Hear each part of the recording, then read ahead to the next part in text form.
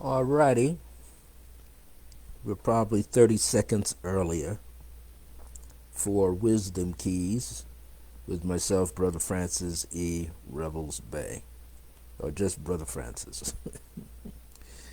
This is one of those moments, one of those days, we all get them where they seem to be up and down or right side up. Things seem to move about at their own pace, and often maybe not fast enough.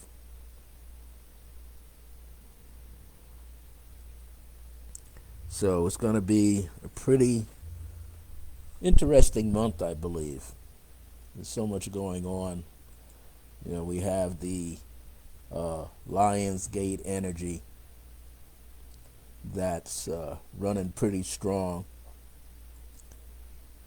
A lot of people say it usually commences around the 26th or the 27th, and then it goes right into its peak at August the 8th. And here at Resident Essentials, there'll be a psychic fair on Sunday, August the 8th, so that's going to be pretty powerful. I know several people around the United States will have birthdays on the 8th, so that's going to be equally dynamic energy for them every time they go through that, to have a birthday on the same day that the Lion's Gate is at its peak. Today's subject, I know it's a long title, but it's basically is let your setback become a setup for your success. How do you let a setback, and this, when we think about it, it doesn't always happen like right there everything comes together. It's more or less like, you have the setback. So when you have a setback, you usually do what? You start to contemplate, well, why did this happen like that? Was it poor planning, poor organization, a poor idea? And not necessarily so. It could have been all of that. Maybe it was timing, not the right time. Or maybe you had it all scheduled out and it was the right time, but something else trickled in and caused it to either fall apart or not have any attention or whatever. So many times in life, when we have a setback or a series of setbacks, and when they really come, and if you don't have you don't have good sense of self-esteem, about yourself, who you are, your value to yourself and to others, then that setback or a series of setbacks become painful. And all of us go through it. It becomes painful. We feel like you're doomed for nothing ever to happen correctly or just happen in a positive way for yourself. So sometimes we have to get adjusted mentally and emotionally so that our physical nature doesn't take the hit so strongly. Sometimes our spiritual nature, our spiritual self, understands why the setback is there. It is what it is, set back, like you had to move back or you got stagnated and could not move forward, felt immobilized. So often, when we have these moments, it causes us to look at everything that we're doing or not doing enough of, or should do less of. But we often are striving to get it right, whatever that is that we're doing. I've listened to a lot of people and I've read a lot of material where people talk about setbacks. Like one of my favorite people is the late Reverend Ike. And even though my late mom and I, because I was like 8 years old when I heard him talk over the radio, right? Even though we never had a chance to go uh, watch him live, watch him talk live to people at his, I'll call it his center, his spiritual center. And many times he would say certain things, but he often talked about what you might feed into your mind was one of his topics, what you feed your mind, which is almost like what you choose to listen to, right? Many times we're all listening to different things. We might have a lot of negative thoughts traveling around in our mind. So it's hard to see the core issue of the setback because we're looking at it externally. But if you know yourself, you know you have self-worth, value to yourself, you know you've got some, we might say, as my friend Audrey Wilson said the other day, everybody has a gift, everybody has something, right? But it's, how we work, how we go along working and building on it, which might mean listening to other people who have more of experience about it. So when we think of these setbacks, what's holding us back, what's setting us to go backwards, causing us, we know some part of it has to do with ourselves, and another part of it has to do with everything else.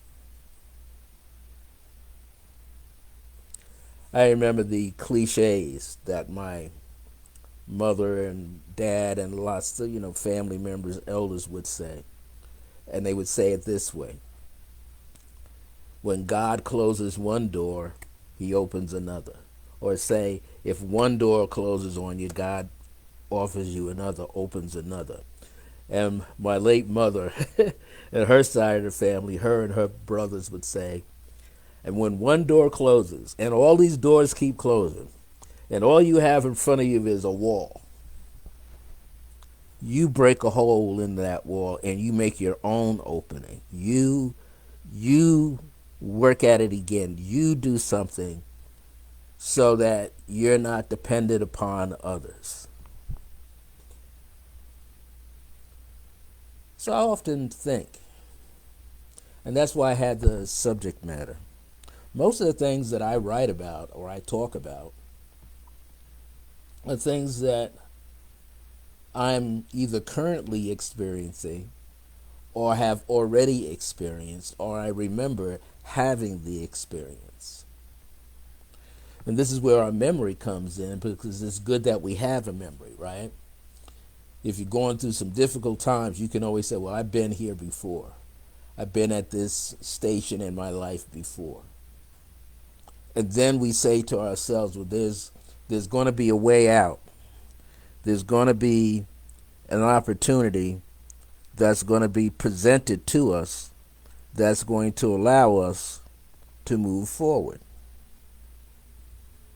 Because we can't stay stagnated forever. We can't be immobilized forever.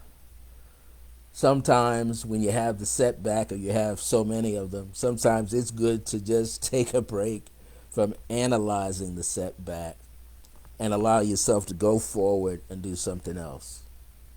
I remember sometimes I'd be so upset, I can't think about it anymore. I think I'll just lay down and go to sleep. But what I often did, though, I found out in the beginning when I used to do that, I was taking all the negative thoughts and feelings with me into nap time. So I wound up having a bad dream. So nowadays, if I would do that, it would be more like clear my mind. Okay, I had a setback, had another setback. It's all right. I got to clear my mind. I got to clear my emotions. I could be accountable for the setback. If I can't figure out how to fix it, I don't have to worry about it because I've probably been through it before. and I will have a solution for it soon. So the other half of that topic phrase, when I say, let your setback become your setup. Like you set a table, right, to have dinner for yourself or with friends or family members. You have to set the table up. What is some of the things you do when you set up the table? I remember when we were, as a child, getting ready to have dinner, you know, uh, my mom would say, well, one of you is going to set the table, but one of you is going to make sure the table's clean. So even though we might have cleaned the table after breakfast and lunch, but dinner time is coming, clean the table anyway. So that means we take off the tablecloth or the vinyl cloth and we disinfect the table, whatever that table top was. And I mean disinfect the table. She had not only had us clean the top, but clean the bottom and swipe down the legs. So sometimes you miss things. You did that. Clean off the chairs. Making sure that everything is clean for what goes on top of the table. And then maybe my brother's putting plates out, napkins and forks and knives and everything, and we're making sure the glasses are clean. All of this so that you can enjoy the meal. So that was the setup. And the setup is just as important as the setback. Because the setup might be doing something completely different or doing what you did before but tweaking, changing a few things, leaving something out, and then presenting it again. Setbacks and setups give presence. Presence. Give a presence. There's a certain presence about a certain aura about a setback, and there's a certain aura around a setup. When you're setting stuff up each and every moment, what are you doing? You're getting excited about what you're getting ready to present or bring to the table, as they say. So think of some ways or times when you had a setback, whether it's a minor setback or a major setback. And what were you feeling at that time as you were having the setback? Sometimes we get little signals that let us know that there's a setback coming up. And often we know it's coming because we're getting these signals going through the ethers that something we're about to do, something's a little off about it. So what do you do in your mind? In your mind, you start thinking differently about the thing that you were set back on or had to take a step back. A setback is taking a step back. A setup is taking a step up or forward. So you start thinking about other things to do. But one of the most important things, and it's not the most, but one of the most important things, is your personal attitude. What is your attitude like? I think it's Reverend Dr. Michael Beckwith says it, the founder of the International Agape University Church out in California. And I think he's the one that says something similar, where he says that, your consciousness is always present, and your consciousness leads you to having hands and eyes and ears. And when you're striving to get something accomplished,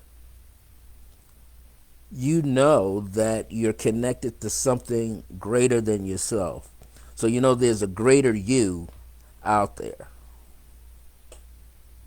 There's this guy by the name of John Goldman, I think, or Goldman.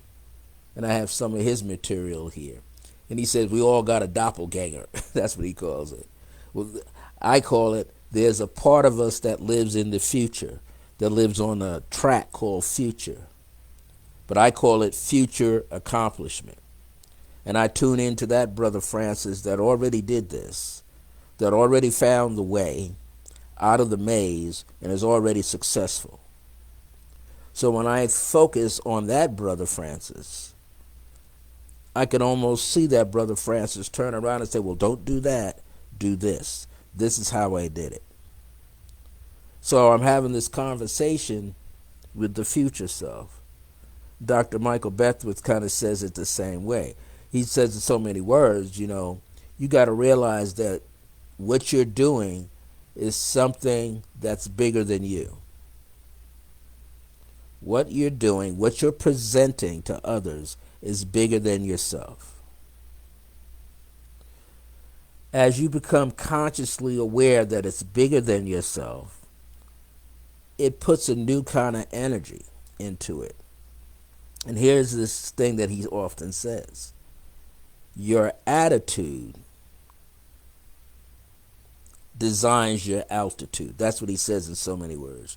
Your attitude designs your altitude. In other words, if you have the right attitude, if you're positive about what you're doing, if you do more than just believe in yourself, then what you're striving for is you're going to be on the mountaintop with your own thing. Many other spiritual or religious or whatever teachers say that, in so many words, there's room for every man and woman's gift or talent to be seen in the world. There's room. Why? Because the bigger perspective of things is that all things in that sense are infinite. The stage is infinite. So there's always room for you. You just got to get there. And get there and be seen, and get there and be sure of yourself, and get there and be excited about yourself. So it makes you think, if there's something that you're looking to do and it's not working out, don't worry. There is a time and a place and a space for it. You are the open door for it. You just be ready. You just apply yourself.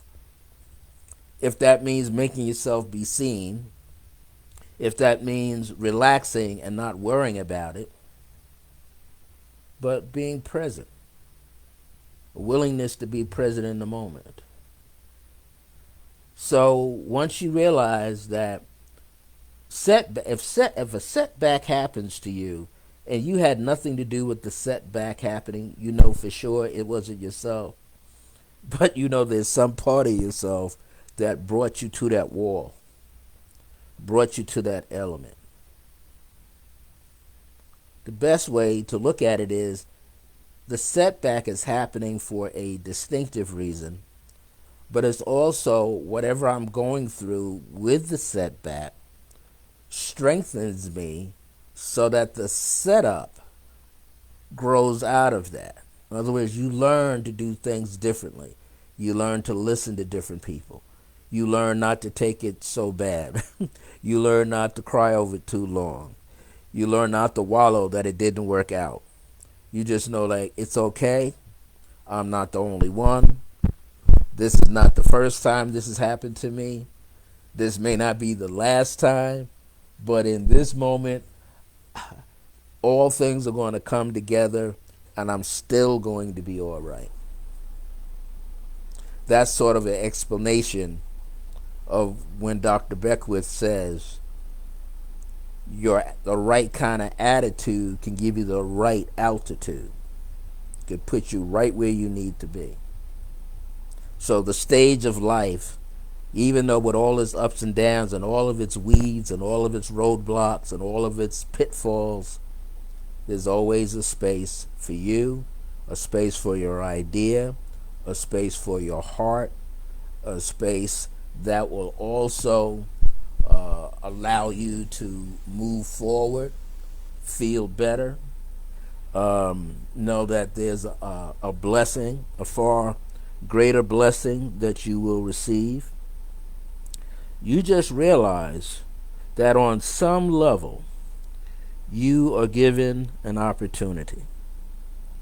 and you realize more opportunities keep presenting themselves, right? More opportunities continue to present themselves. Now you put on your magnifying glasses, your readers. The bottom ones you can read, they're magnified. Now you look a little deeper. But along the way, continue to get excited. Along the way, there's some things you let go of, or basically you put to the side until another time. Or, if I take it from the standpoint of me being an artist, I'm creating all the time. My mind's in motion all the time. My hands are in motion all the time. Ideas are flowing all the time. I'm looking at the picture differently all the time.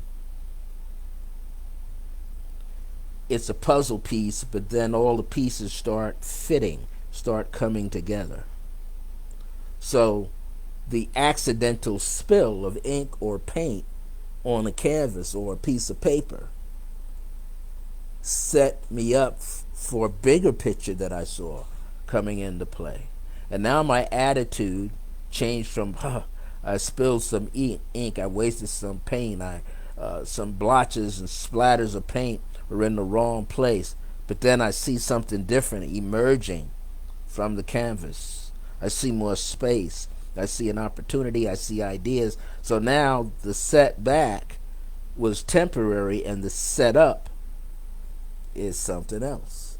Is allowing me to look at things differently.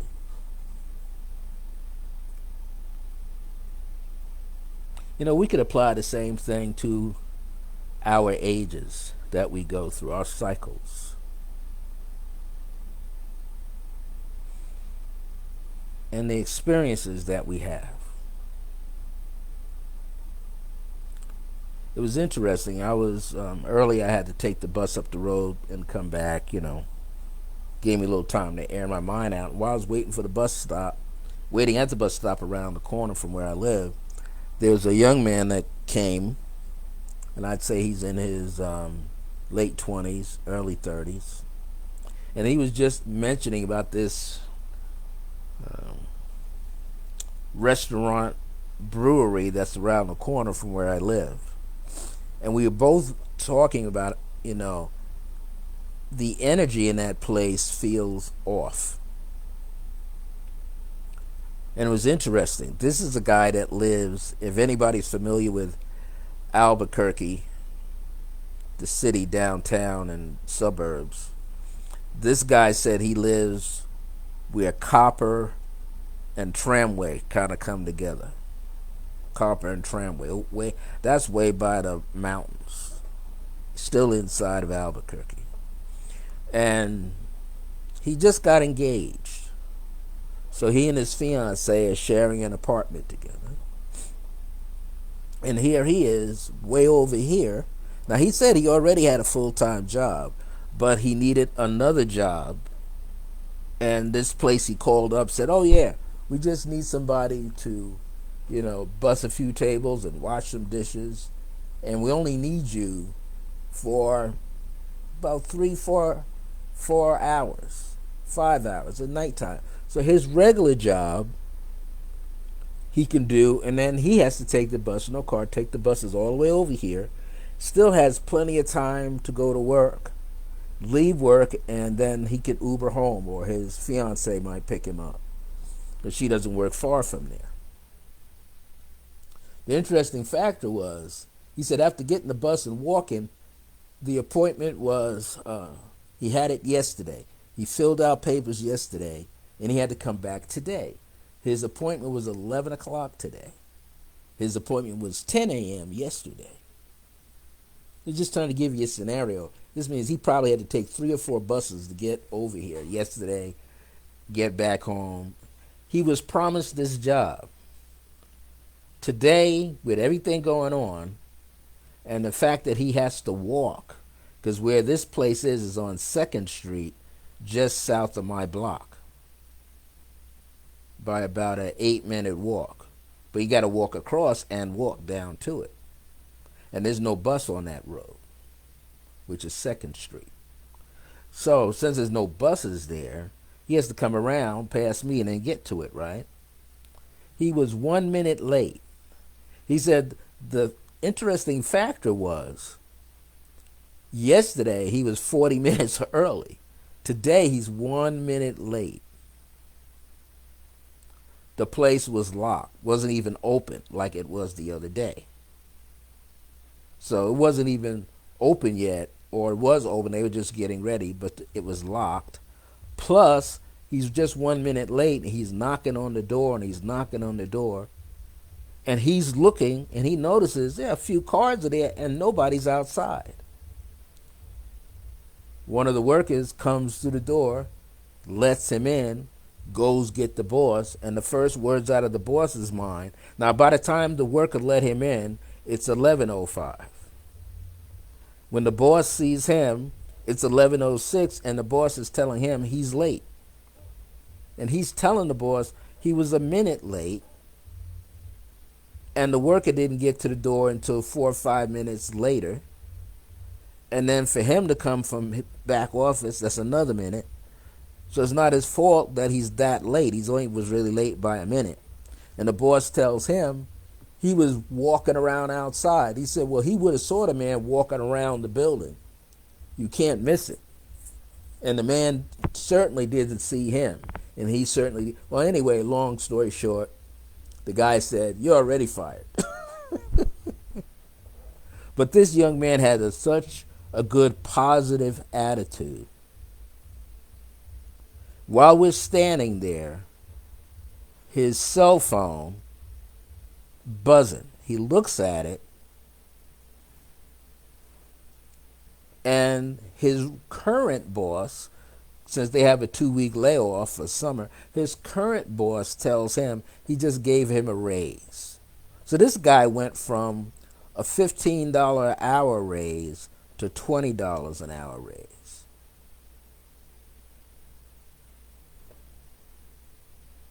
So it's almost like, hooray, it's a good thing the guy didn't hire him. Or the guy had that kind of attitude and didn't want to hire him because he just got a $5 raise. Not a dollar raise per hour, a $5 raise per hour. Just worked out.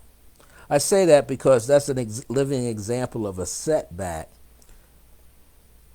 comes into play and creates an opportunity for a setup.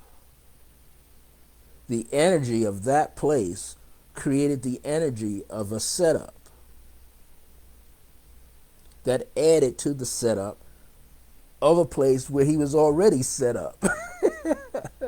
It was like a double positive whammy he got. To know now he's going back with a big smile on his face that he's got a promotion or a raise, and he doesn't need this extra job. And the place he's been working at it for, as he said, about 8 years, 6 to 8 years. So he's in good hands. We have to remember that we are in good hands. The universe is the hands. So many things around us that become the hands that help us get catapulted forward. And when you go throughout life and you have all these setbacks, you learn that you're going to land on your feet. You learn that you're going to be all right. Wasn't the end of the world. You just chose to think differently, act differently, respond differently. I mentioned that one of my friends back east, who's also a teacher, he said the word responsibility means the ability to respond. You have the ability to respond to something. You just have to make sure you respond in a manner that's appropriate for you, appropriate for the situation, and also strengthens your position. Puts you in the right position so you can keep receiving. We all have to always decide what is success for ourselves. We all do. To some people, success is having a ton of money. To other people, it's just peace and happiness and, a good connection with their family or a good connection with friends. Some of us is health. The older you get, the healthier you're getting because you're doing certain things so that you can get healthy. I know for myself, at my age, 69, turned 69 March of this year, health-wise, I'm a little better than I was when I was in my 40s. And even though I was more active in my 40s, right? In my 40s, I was teaching Tai Chi classes on Long Island all over the place, and I was running back between Long Island and New Jersey teaching meditation groups and guided meditation groups and getting clients here and there. And then, eventually moving into New Jersey at some point and living there. So I wouldn't have to run back and forth on Fridays. Now I'm living in Jersey, closer to my destination by 2 buses instead of 2 buses and a train and a subway. We often have to think what makes us happy.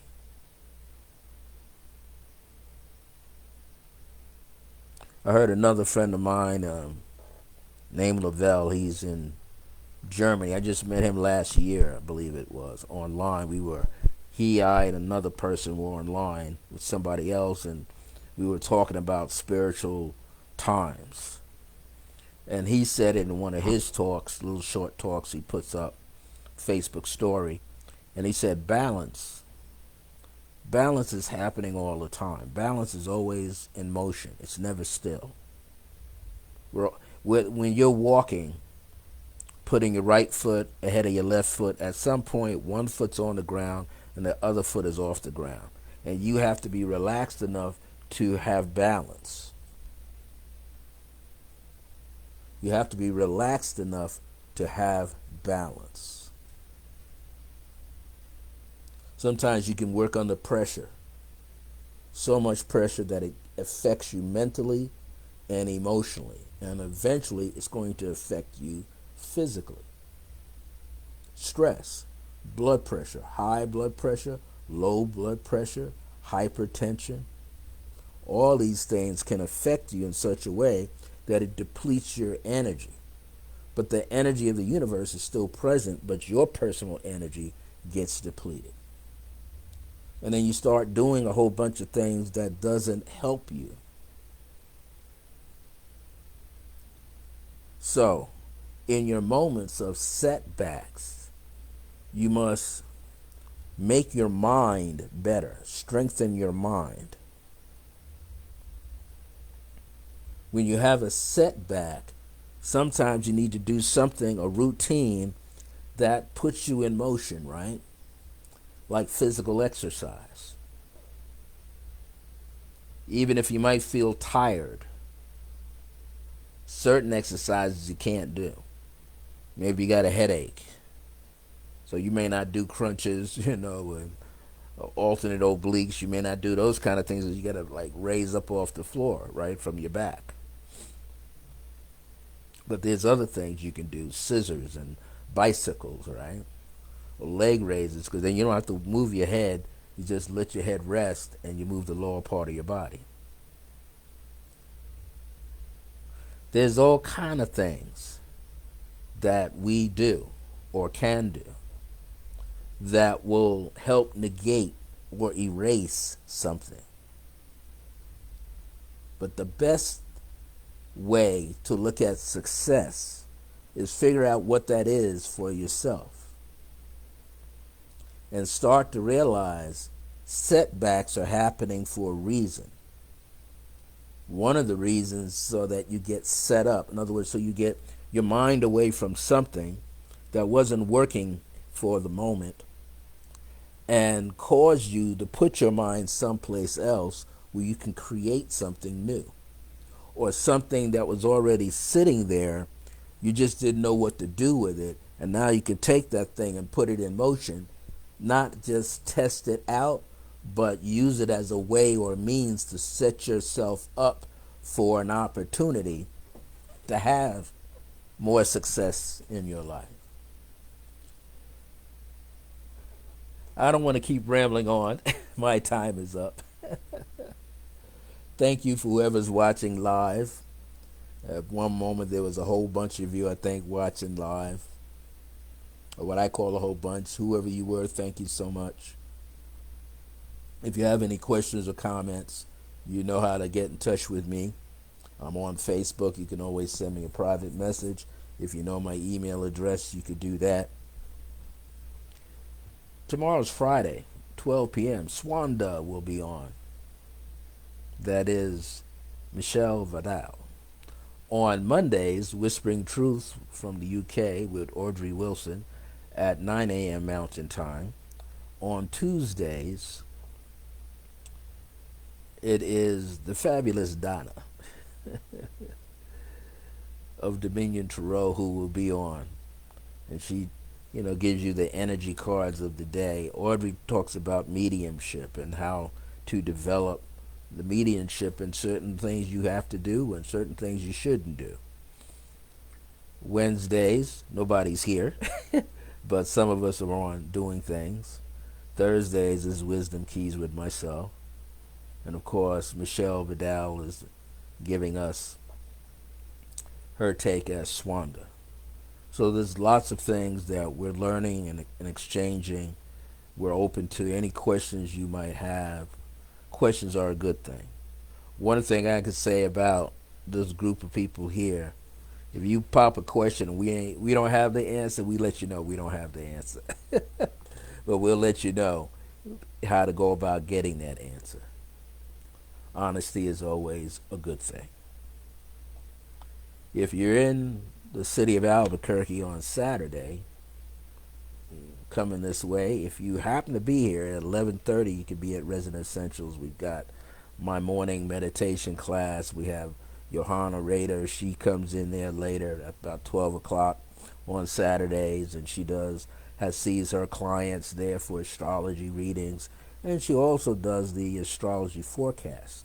So be sure to tune in for Johanna Rader when she does the astrology forecast on Saturdays. Usually I think she hits it about 2 or 3 p.m. So that's Mountain Time. So I look forward to seeing you next week. I'm looking forward to you having a great weekend, a great rest of your day. I'm looking forward to you to work at self-healing and self-care. Just want you to be well and take good care of yourself, take good care of your loved ones, your friends, your fur family. Give a smile to a stranger on the street. Be kind. Well, my grace is your grace, as all of my ancestors and spirit guides and beings would like to say. And me, until next time, remember that divine grace is a blessing as we're alive and well in the age of remembrance. See you soon, and thank you for listening and watching today.